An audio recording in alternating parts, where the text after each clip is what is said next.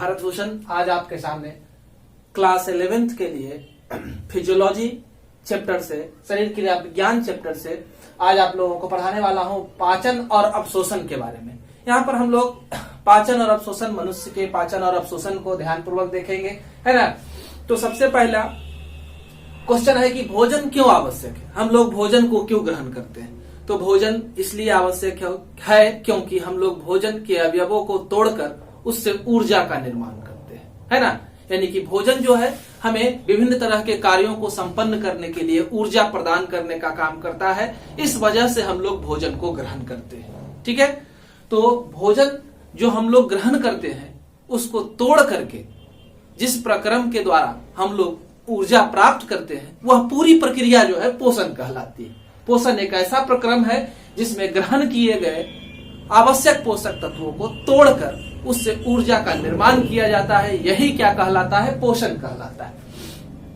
अब हम लोग जो भोजन लेते हैं उसमें मौजूद अवयव पोषक तत्व के नाम से जाने जाते हैं, न्यूट्रिएंट के नाम से जाने जाते हैं। तो हम लोग जो पोषक तत्व लेते हैं उसमें मुख्य रूप से क्या क्या कुछ होता है। तो सबसे पहला हमारा कार्बोहाइड्रेट है, दूसरा प्रोटीन है, वसा है, खनिज है, विटामिन है और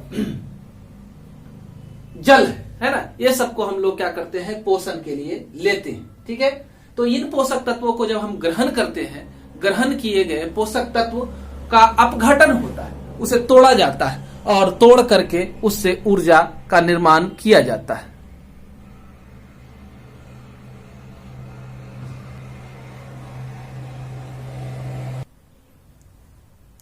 अलग अलग पोषक तत्वों का कार्य अलग अलग है। जैसे कि कार्बोहाइड्रेट है, तो कार्बोहाइड्रेट जो है वो ऊर्जा देने वाला पदार्थ के नाम से जाना जाता है। इससे क्या होता है, कार्बोहाइड्रेट एनर्जी गिविंग सब्सटेंस है। इससे हम लोगों को आवश्यक कार्य को संपन्न करने के लिए ऊर्जा की प्राप्ति होती है। इसके सोर्स बहुत सारे हैं। कार्बोहाइड्रेट दो तरह के होते हैं, एक शुगर है और दूसरा क्या है, स्टार्च, है ना। तो शुगर जो है वो हमें क्या करता है, स्वीट नेचर का होता है और स्टार्च जो है नॉन स्वीट होता है।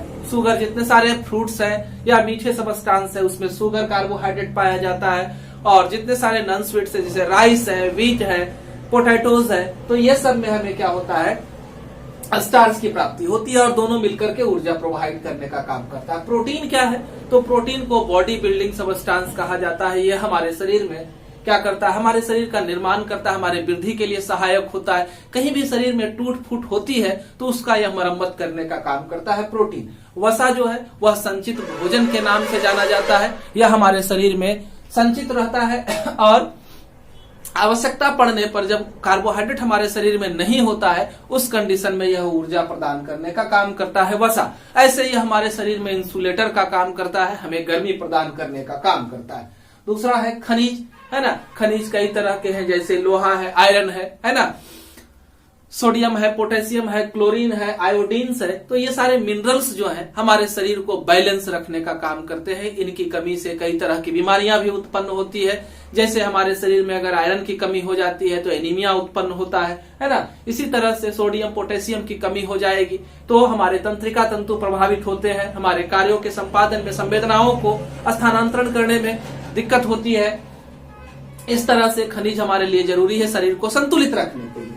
विटामिन की बात करें तो यह बैलेंसिंग फूड है ना। यह हमें क्या करता है, हमारे शरीर को संतुलित रखने का काम करता है। प्रोटेक्टिव फूड है, हमें विभिन्न तरह के बीमारियों से बचाने का काम जो है वह विटामिन करता है। विभिन्न तरह की बीमारियों से सुरक्षा देने का काम विटामिन ए से, है ना, रतौंधी।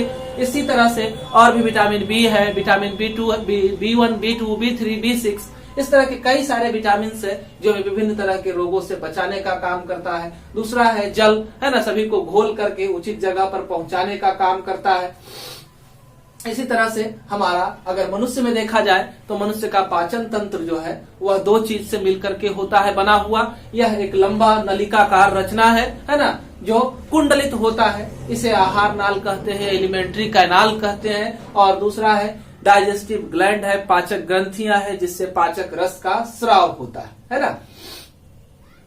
ठीक है, तो सारा प्रोसेस में क्या होना है, पाचन होना है। पाचन क्या है, तो पाचन एक जटिल प्रक्रिया है जिसमें जटिल कार्बनिक पदार्थों को तोड़कर उसे अवशोषित होने वाले पदार्थ में बदला जाता है। पाचन एक ऐसी प्रक्रिया है जिसमें जटिल कार्बनिक पदार्थों को तोड़ा जाता है, सिंपल इनऑर्गेनिक और ऑर्गेनिक एब्जॉर्बेबल फॉर्म वाले सबस्टांस में इसको बदल दिया जाता है, जिससे कि आसानी से ये क्या हो सके, अवशोषित हो सके। पाचन एक ऐसी प्रक्रिया है। तो अब मनुष्य में देखते हैं आहार नाल। आहार नाल के कितने सारे भाग हैं। सबसे पहला आपका जो है मुख है ना, जिसको मुख माउथ कहते हैं। यह जो है किससे बना हुआ है, तो 2 लिप्स से बना हुआ है, अपर लिप्स और क्या लोअर लिप्स। 2 होंठ से मिलकर के जो रचना बनती है उसे क्या कहते हैं, माउथ कहा जाता है, मुख कहा जाता है ना। और इसके बाद का अंदर का रचना जो है वह मुख गुहा कहलाता है। इसे ओरल कैविटी या बक्कल कैविटी कहा जाता है। इसे ओरल कैविटी या बक्कल कैविटी कहते हैं। इसके अंदर बहुत सारी रचनाएं हैं। इसके अंदर क्या क्या है, सबसे पहला जो है लार ग्रंथि है ना, सैलिवरी ग्लैंड जिसे कहते हैं। फिर क्या है, दांत है ना, टिथ, और क्या है, टंग है, जीभ है। ये सारी रचनाएं हमारे मुख गुहा में उपस्थित होती है। तो एक एक करके सारी रचनाओं को देखते हैं। मनुष्य में 3 जोड़ी लार ग्रंथियां पाई जाती है। मनुष्य में 3 जोड़ी लार ग्रंथियां पाई जाती है। वह कहाँ होती है, इसे हम लोग देखते हैं। तो मनुष्य में लार ग्रंथियां जो होती है, एक ग्रंथि जो होती है उसे पैरोटिड कहा जाता है। पैरोटिड ग्रंथि कहाँ होती है, तो दोनों गाल के पीछे है ना, गाल के पीछे इसकी व्यवस्था होती है, वो वहां पर मौजूद होता है, पैरोटिड ग्लैंड। ठीक है। दूसरा है सबलिंगुअल। सबलिंगुअल कहां होता है, तो जीभ के नीचे, जीभ के नीचे। ठीक है। यह भी एक पेयर होता है और यह भी एक पेयर होता है, एक एक जोड़ा दोनों होता है। तीसरा जो है वह सबमैक्सिलरी कहलाता है। तीसरी ग्रंथि क्या कहलाती है, सबमैक्सिलरी कहलाती है। यह कहाँ मौजूद है, निचले जबड़े के पास है ना, निचले जबड़े के पास यह ग्रंथि जो होती है वह मौजूद होती है। ठीक है। तीनों ग्रंथियां मिल करके एक रस का स्राव कहती है, जिसे क्या कहते हैं, लार कहते हैं, सैलिवा कहते हैं। ठीक है। यह लार जो है, इसके अंदर क्या कुछ होता है, तो लार के अंदर पहले एंजाइम होते हैं, सैलिवरी एमाइलेज। पहला एंजाइम क्या है, सैलिवरी एमाइलेज है। और दूसरा जो है, लिखते जाता हूं, सैलिवरी एमाइलेज, इसी को टाइलिन भी कहा जाता है। दूसरी ग्रंथि जो है, दूसरी लार ग्रंथि, दूसरा लार का जो एंजाइम है वह क्या है, लाइसोजाइम है ना। इसके अलावा लार में जल है ना, और आयंस, ये सब साल्ट, ये सब पाए जाते हैं। तो ये दोनों जो एंजाइम है लार के अंदर, वह क्या करता है, इसे जानना है। तो यह जो है सैलिवरी एमाइलेज, वह है कार्बोहाइड्रेट का पाचन करने का काम करता है। यानी कि मनुष्य के मुख से ही पाचन की शुरुआत हो जाती है। मनुष्य में पाचन शुरू कहां से होगा, तो मुख गुहा से होता है। यह कार्बोहाइड्रेट का पाचन शुरू कर देता है। लाइसोजाइम क्या करता है, तो जो भी जर्म्स हमारे मुंह में पहुंचते हैं उस जर्म्स को नष्ट करने का काम कौन करता है, तो लाइसोजाइम करता है। ठीक है। मनुष्य एक दिन में लगभग 24 घंटे में 1.5 लीटर के आसपास लार का स्राव करता है। सैलिवा का सिक्रेशन कितना होता है, तो 1 से 1.5 लीटर के आसपास लार का स्राव होता है। ठीक है। तो ये हम लोगों ने देखा, किसे, लार ग्रंथि को देखा, लार का स्राव होता है इससे, ये समझा। दूसरा जो है हमारे माउथ में अगला स्ट्रक्चर जो है वह जीभ है ना। अगला स्ट्रक्चर क्या है, जीभ है। तो जीभ जो है यह मांस से बनी हुई रचना है। इसके ऊपर इस तरह से, चिकनी तो होती नहीं है, इसके ऊपर से इस तरह से कुछ उभार नुमा रचनाएं पाई जाती है, जिसे पैपिला कहा जाता है ना। इस तरह से उभार नुमा रचनाएं पाई जाती है। तो 3 तरह के पैपिला हमारे जीभ के ऊपर मौजूद होते हैं। एक को कहते हैं फ्यूजीफॉर्म पैपिला, ठीक है। दूसरे को कहते हैं फंगीफॉर्म पैपिला, फंगीफॉर्म पैपिला। तीसरे को वाल्वेट पैपिला कहा जाता है, ठीक है। तीसरे का नाम क्या है, वाल्वेट पैपिला है। तो इस तरह से यह क्या करता है, यह पैपिला क्या करता है, इस पैपिला का मुख्य कार्य है कि जीव के अंदर फ्रिक्शन को क्रिएट करने का काम करता है, घर्षण पैदा करता है ना। जीव को यह नॉर्मल नहीं रहने देता है, जिस वजह से भोजन के चबाने में यह काफी मदद करता है, बोलने में यह मदद करता है, ये पैपिला। ठीक है। इसके अलावा और क्या है, इसके अलावा 3 तरह का टेस्ट बर्ड, इस पर 4 तरह का टेस्ट बर्ड मौजूद होता है ना। पहला आगे होता है स्वीट, सोर, साल्टी, बीटर, मीठा है ना, खट्टा, नमकीन और तीखा स्वाद बताने वाले 4 ग्रंथियां हमारे टेस्ट बर्ड, जिसको कहते हैं स्वाद ग्रंथियां, ये हमारे जीभ पर मौजूद होती है। ये हमें क्या करती है, स्वाद बताने का कार्य करती है। ठीक है। जीभ का काम बोलने में और भोजन को चबाने और निगलने में यह मदद करता है। इतना काम हो गया आपका जीभ का। ठीक है। तो इसके बाद हम लोग चलते हैं आगे। जीभ के बाद हमारा बचा क्या, दांत बचा है ना। हमारे मुंह में क्या मौजूद है, टीथ मौजूद है। दांत के स्ट्रक्चर को देखें तो कुछ इस तरह से दांत जो है पाया जाता है। नीचे यहां से गम है, तो गम के अंदर जो नीचे होता है इसे क्या कहते हैं, रूट कहते हैं। इसको नेक कहा जाता है। ऊपर वाला हिस्सा जो है क्राउन कहलाता है। दांत के सबसे ऊपर एक कठोर आवरण पाया जाता है, जिसे इनामेल कहते हैं। सबसे हार्डेस्ट सबस्टांस हमारे बॉडी का इनामेल है ना। इसके बाद का लेयर इतना दूर आप मान ले, यहाँ से यहाँ तक का हिस्सा, तो यह कहलाता है डेंटिन। यह काफी सॉफ्ट होता है, मुलायम होता है। और इसके अंदर बीच का हिस्सा जो है वह क्या कहलाता है, पल्प कहलाता है ना। पल्प के अंदर क्या पाए जाते हैं, तो मांस पाए जाते हैं। और क्या होता है, जिंदा रखने के लिए ब्लड कैपिलरी होता है, जो भोजन को यहाँ पहुंचाने का कार्य करता है। इसके अलावा यहाँ पर संवेदनाओं को लाने के लिए तंत्रिका तंतु भी पाए जाते हैं। तो यह दांत का स्ट्रक्चर हम लोगों ने देखा। इसके बाद क्या है, हमारे मुंह में यह दांत जो होते हैं 2 बार आते हैं। मनुष्य में दांत कितने बार आते हैं, 2 बार आते हैं। तो जिस जीवों में दांत 2 बार आता है उसे हम लोग क्या कहते हैं, डायफाइडोंट कहा जाता है। ठीक है। उसके बाद हम लोग देखते हैं कि हमारा दांत जो है, टीथ जो है, यह एक सॉकेट में होता है, मसूड़ा में है ना। तो इसलिए इसको क्या कहा जाता है, थीकोडोंट कहा जाता है। मनुष्य में 1 से ज्यादा तरह के दांत पाए जाते हैं। किसी जीवधारी में अगर 1 से ज्यादा तरह के दांत उपस्थित हो तो उसे क्या कहते हैं, हेटेरोडोंट कहते हैं। तो 3 टर्म आपके लिए हुआ है ना, थीकोडोंट, डायफाइडोंट और हेटेरोडोंट। मनुष्य में जो है दांत 2 बार आता है। पहला जो दांत है उसको मिल्क टीथ कहा जाता है ना। इसे क्या कहते हैं, मिल्क टीथ कहते हैं। और दूसरा टीथ जो है उसे क्या कहा जाता है, मिल्क टीथ को टेम्पोररी टीथ भी कहते हैं, टेम्पोररी टीथ भी कहा जाता है। यह जो है 10 साल तक रहता है। धीरे धीरे आयु थोड़ा बहुत आगे पीछे हो सकता है, धीरे धीरे गिरना शुरू होता है। मिल्क टीथ की संख्या जो टोटल होती है वह 20 होती है। उसके बाद आता है परमानेंट टीथ है ना, अस्थाई दांत, और इसी को एडल्ट टीथ भी कहते हैं, वश्यक दांत भी कहते हैं। इसकी कुल संख्या 32 होती है ना, जो 28 वर्ष की उम्र तक पूरा होता है। ऐसे है ना 15-16 साल की उम्र तक जो होता है वह 28 टीथ होता है। आगे 18-19 पहुंचते पहुंचते 30 होता है, फिर जाकर के ये 32 पहुंचता है। ठीक है। तो इस तरह से हम लोगों ने देखा कि दांत के कितने प्रकार हैं। हम जानते हैं हमारे मुंह में 4 तरह के दांत हैं। इंसीजर है,